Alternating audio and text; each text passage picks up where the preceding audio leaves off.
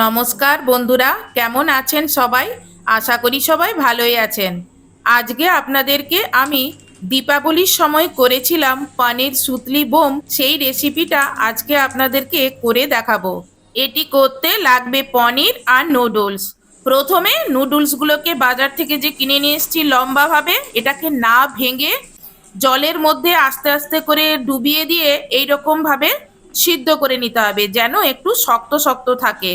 যখন দেখবেন এই রকম সিদ্ধ হয়ে গেছে, তখন এটাকে জল থেকে ছেঁকে ঠান্ডা জল দিয়ে ধুয়ে এটাকে ছেঁকে রেখে দেবেন। এদিকে নুডলসটা জল ঝরে ঠান্ডা হোক, ততক্ষণকে 200 গ্রাম পনির নিয়ে এসছি। আপনারা আপনাদের পরিমাণ অনুযায়ী পনিরটা বাড়াতে পারেন, কমাতেও পারেন। আমি 200 গ্রাম পনির নিয়েছি। এবার এটাকে ঠিক চকলেট বোম যে রকমের সাইজ হয় ঠিক সেই রকম সাইজ করার জন্য প্রথমে পনিরটাকে লম্বায় এইরকম টাইপের কেটে নেব। তারপর পনিরটাকে ঘুরিয়ে ছোট ছোট করে টুকরো করে নেব। মানে যেরকম বাজারে দেখেন চকলেট বোমগুলো যেরকম সাইজ হয় আমি ঠিক সেই রকম করব।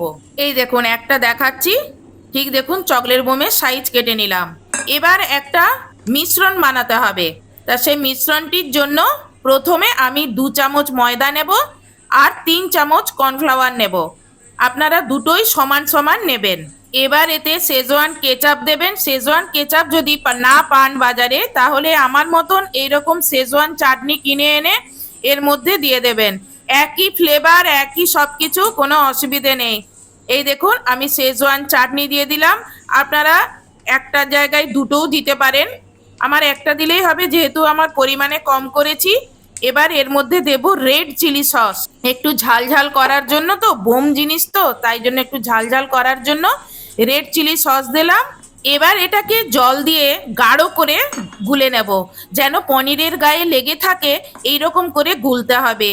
আর এর মধ্যে স্বাদ মতন বা পরিমাণ মতন লবণ দিতে হবে, না হলে কিন্তু মানে নুনটা ঢুকবে না। সেই জন্য এই দেখুন আমি নুন দিয়ে দিলাম।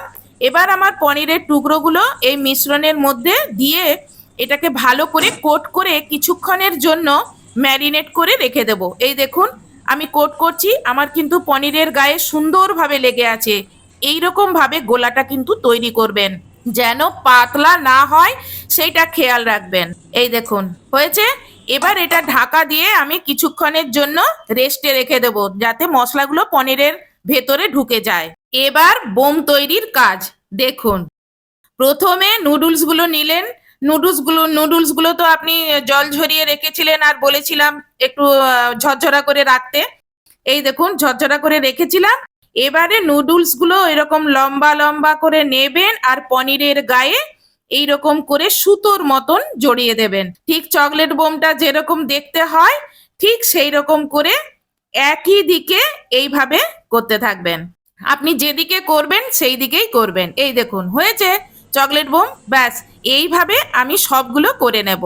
এই দেখুন করে নিলাম। যেহেতু মশলাটা পনিরের গায়ে লেগে আছে, সেই জন্য এই নুডলসগুলো ঠিক চিটে যায়। এর জন্য কোনো আলাদা কিছু করতে হবে না, যে ভাববেন চিটবে না পরে খুলে যাবে তেলে গিয়ে, তা নয়। আপনি এইভাবে করে দেন, দেখুন একটুও ওখান থেকে খুলবে না, যেহেতু পনিরের গায়ে মশলাটা লেগে আছে। এই দেখুন সবগুলো এইভাবে করে নিয়েছি। এইবারে তেল গরম হতে দিয়েছিলাম। তেলটা খুব বেশি গরম করার দরকার নেই, হালকা করে একটু গরম হয়েছে সেই অবস্থাতেই এইগুলোকে বোমগুলোকে ছেড়ে দিতে হবে। এবার একটু পরে মাঝে মাঝে এগুলোকে উল্টে পাল্টে দিতে হবে। দুপিঠ একটু লাল লাল করে ভাজা করে নেবেন, তাহলেই হবে। দেখেছেন এগুলো কিন্তু একটিও খসে যায়নি, যেহেতু পনিরের গায়ে মশলাটা লেগেছিল। আর এইগুলো কিন্তু সে তাতেই চিটে গেছে, আলাদা করে কিন্তু একে চেটাতে কোনো কিছু করতে হয়নি। একটু কড়কড়া করে ভাজা করে নিয়ে তারপরে এগুলোকে তুলে নিলেই হবে। ব্যাস হয়ে গেল ভাজা। এবার এগুলো তুলে নিলাম। তুলে নিয়ে এবার এগুলো আপনি সস আর মেয়োনিজ দিয়ে পরিবেশন করুন। বাড়ির বাচ্চাদেরও করতে পারবেন, বড়দেরও করতে পারবেন, বা বাড়িতে কোনো গেস্ট এলো সেই সময় এগুলো বানাবেন। হ্যাঁ, তারা খুব নাম করবে আপনার। এইভাবে সবগুলো বানিয়ে নিলাম। এই দেখুন ব্যাস আমার রেডি পনির সুতলি বোম। আপনারাও এইভাবে বাড়িতে বানিয়ে খান, দেখবেন খুব ভালো লাগবে। আজকের ভিডিওটা বা রেসিপিটা যদি আপনাদের ভালো লেগে থাকে, তাহলে ভিডিওতে লাইক করবেন আর কমেন্টস এবং শেয়ার করবেন। আর চ্যানেলটি সাবস্ক্রাইব করবেন। আপনারা সুস্থ থাকবেন, ভালো থাকবেন। ভিডিওটি সম্পূর্ণ দেখার জন্য অসংখ্য ধন্যবাদ।